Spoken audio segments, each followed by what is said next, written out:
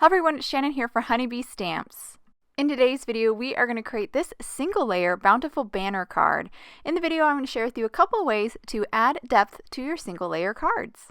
We're going to start with the Bountiful Banner stamp set. This large 6x8 stamp set has a main focal image that fills your A2 panel. I have an A2 panel here of some light green cardstock. I've positioned my stamp over the panel. I have it in my MISTI. You're going to need a stamp positioning tool for today's card.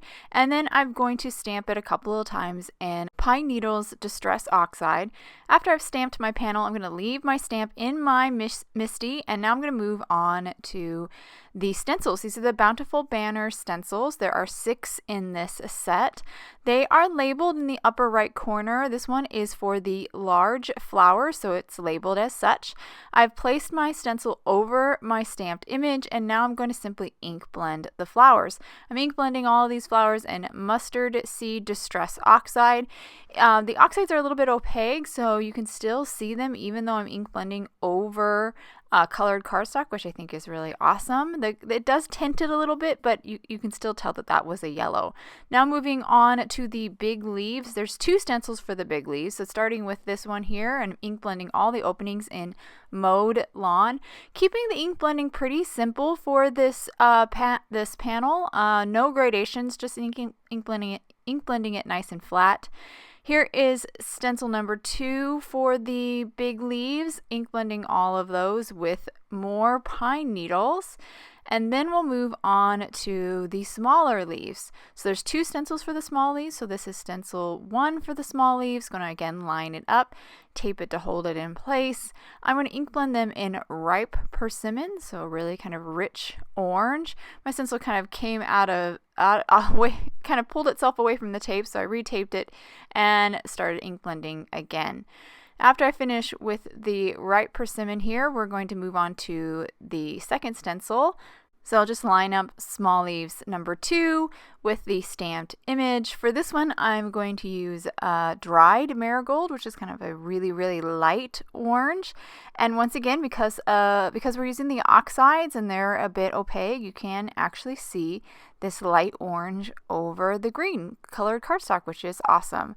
Now we're on our final stencil. This is the Banner and Berries stencil.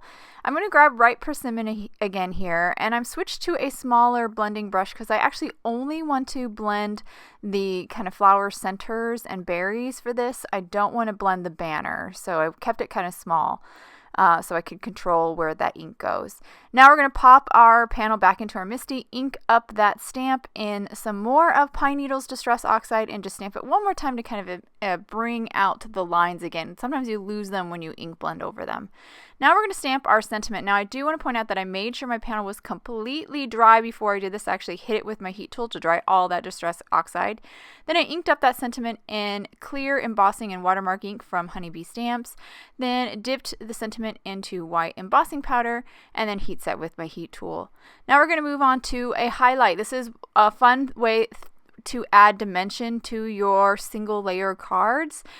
Really, really easy. I don't even try to worry about a light source in any way. I just place the highlight wherever I think I'm going to get contrast, where it's going to show up. Luckily, everything is pretty dark on this card, so there's not a lot of white area, so pretty much any place is good for the highlight.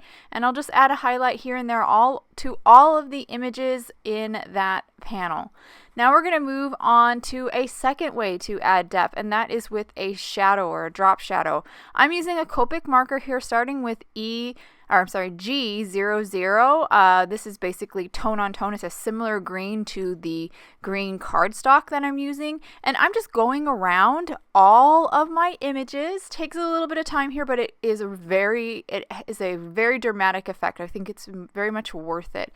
So I just am finishing up these last images here with that G00. And I felt like it just wasn't quite enough, so I went up 1 degree darker, which is G02, and just repeated that process around all of my images. And just had such a beautiful effect. You can really see those shadows and it looks so pretty. So now I'm going to finish this card up by simply adhering my A2 panel of cardstock onto my white card base. Of course, this all could have been done on a green card base itself. You don't have to just have a panel. You could just start on the card base itself, but didn't quite know where I was going when I started this card.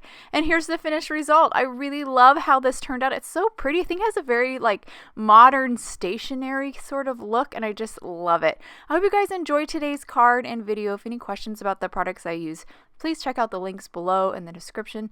Thank you so much for watching, and I hope you have a wonderful day.